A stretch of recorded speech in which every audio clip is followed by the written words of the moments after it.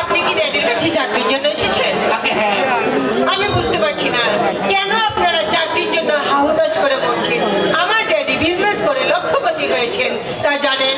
আপনার বাবার সঙ্গে আমার তুলনা সমুদ্রের সঙ্গে নদীর কোনোদিন তুলনা হয়? আপনি বলুন, ওনার মহত্ব যে কোনো মানুষের কাছে অনুকরণীয়।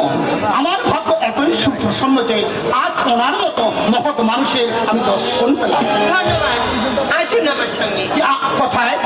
বিভিন্ন প্রতিষ্ঠান থেকে ড্যাডিকে মানপত্র দিয়েছে, সেই সব দেখাবো আপনাকে। ড্যাডি শুধু ধনী বিজনেসম্যানই নয়, তাহলে? একনিষ্ঠ দেশ সেবকও। থাকলে আমার কথাটা যদি আপনার ড্যাডিকে বলতেন। Don't worry. I am sure that I